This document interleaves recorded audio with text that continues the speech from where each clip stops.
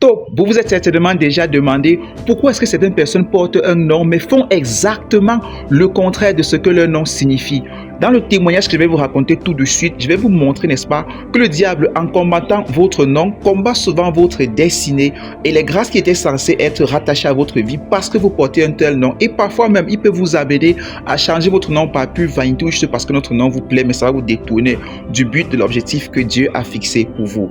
Levez-vous dans la prière, mais en attendant, écoutez ce témoignage. Ce témoignage, n'est-ce pas, est raconté par Saint Alphonse Marie de Liguori dans son livre Les Gloires de Marie. Et il rapporte, n'est-ce pas, ce témoignage, n'est-ce pas, qui à son tour a été rapporté historiquement et c'est une histoire vraie, n'est-ce pas, par le père Rowe et le père Lyrus. Et voici l'histoire.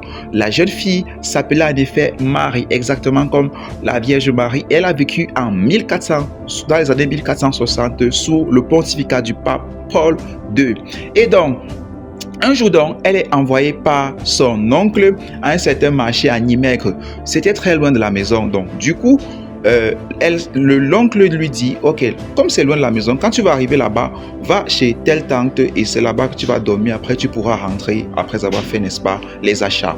Et donc, elle s'en va donc faire les achats et elle s'en va vers sa tante. Mais sauf que sa tante la repousse et la rejette simplement et ne voulait pas l'accueillir, la faire dormir chez elle. Donc, point d'hospitalité pour elle. Du coup, ça l'énerve et en rentrant donc sur le chemin, la nuit tombe. Et comme la nuit tombait et que c'est une femme, elle avait beaucoup peur.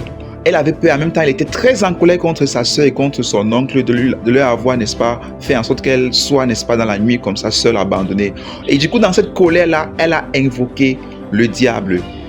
Malheureusement, bon, je ne comprends pas pourquoi certaines personnes, lorsqu'ils sont en colère, invoquent le diable. J'ai une camarade qui m'a déjà dit que lorsqu'elle était jeune, en colère contre sa maman, elle avait invoqué le diable. Je ne comprends pas ça. Bref, la jeune Marie, donc, invoque le diable, n'est-ce pas, pour l'aider. Et le diable ne manque pas de venir. Il apparaît effectivement, mais sous une forme discrète. Il prend la forme d'un jeune qui l'approche durant cette nuit-là, lorsqu'il est en train de marcher, et il lui dit donc qu'il va l'aider. Et il dit sous une condition, elle répond, je suis prêt à tout, je peux faire tout ce que tu veux, moi je veux, n'est-ce pas, même abandonner mes parents à la limite. Et le diable, voyant sa motivation, lui dit, ok, je veux que, ou du moins le jeune homme, je veux que tu arrêtes de faire le signe de croix, première condition, et deuxièmement, que tu changes ton nom. Je veux plus que tu t'appelles Marie, je veux que tu t'appelles, bon, on va choisir la première lettre de ton nom, M ou Emma. Voilà. La jeune fille dit que, ok, pour le signe de croix, ça ne me pose pas de problème, mais pour le nom de Marie, là, moi, j'aime trop ce nom-là. Je kiffe ce nom. Je n'ai pas envie de le changer. Voilà. Mais si tu veux m'aider, vraiment, aide-moi, vraiment. Et elle se met donc à débattre avec le jeune homme qui était en effet le diable et ils finissent par s'entendre. Et donc, le diable, par plein de flatteries et de ruses, et elle aussi consentante vu qu'elle détestait déjà son oncle et sa tante qui étaient ses tuteurs. Et donc, elle suit le diable, n'est-ce pas, dans une autre ville, le jeune homme en question, dans une autre ville à Anvers.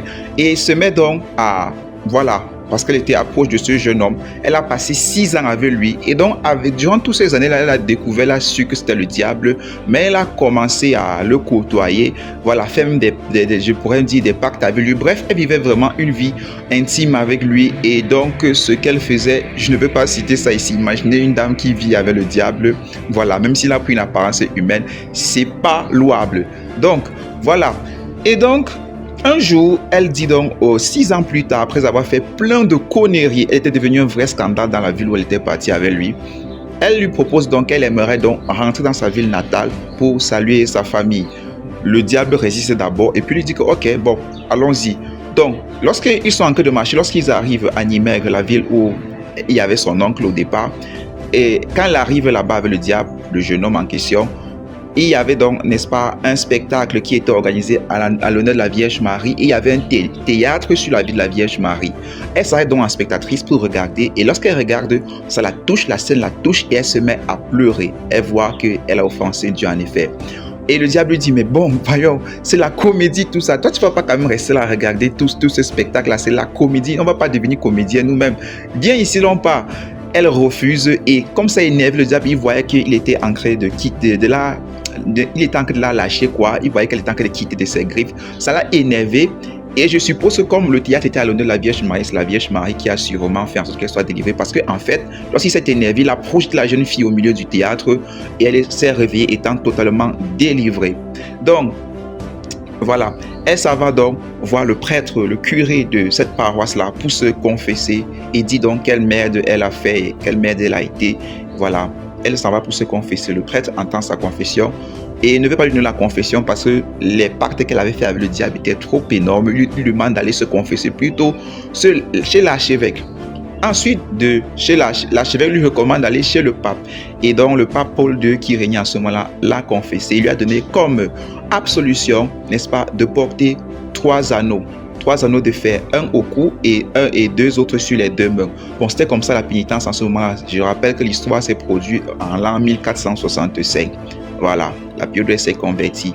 Et donc, voilà, le pape lui donne cette pénitence-là. Elle revient donc, s'en va dans un couvent de repentis. Voilà, et là donc, elle passe sa vie, n'est-ce pas, dans ce couvent-là, en tant qu'on pourrait dire une religieuse. Elle vit sa vie de piété là-bas, demandant pardon à Dieu et priant pour les autres. Elle a fait 14 ans avec cet anneau de fer là sur le cou et sur les mains, voilà, dans ce couvent-là. Et finalement, un jour, elle se réveille et elle voit que cela est brisé. N'est-ce pas, ces anneaux-là que le pape lui avait recommandé de mettre comme pénitence est brisé. Et elle comprend que c'est la grâce de Dieu. Et elle donc s'est sentie vraiment soulagée.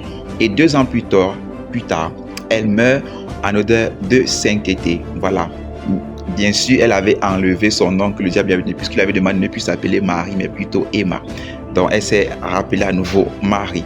Donc, voilà cette histoire qui montre très bien comment le diable a combattu cette jeune fille, au point de lui demander de ne même pas s'appeler Marie. Or, nous savons ce que signifie Marie. Ça veut dire l'aimer de Dieu, ça veut dire l'étoile de la mer, ça veut aussi dire la goutte de la mer. Bref, ça veut dire quelque chose de précieux, quoi. Comme quoi, la préférée de Dieu, en gros. Voilà ce que signifie le nom de Marie. Et le diable ne voulait pas qu'elle porte cela parce qu'il se souvenait aussi de qui a porté cela et ce que ça représente sur le plan spirituel, la Vierge Marie. La Vierge Marie, c'est un nom que vous pouvez aussi invoquer, n'est-ce pas?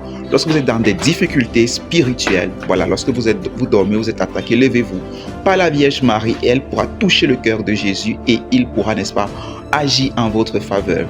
Pour ce qui concerne votre nom, si vous voyez que vous êtes en désaccord, en défaveur avec le nom que Dieu vous a donné, ou du moins que les parents vous ont donné, si vous voyez que votre comportement est totalement opposé, priez Dieu, repentez-vous et priez et faites des efforts, n'est-ce pas, voilà, pour, n'est-ce pas, correspondre à ce nom-là, parce que sachez que c'est le diable qui vous a tenté, n'est-ce pas, pour que vous vous déviez de la trajectoire et des bénédictions qui sont rattachées à ce nom-là.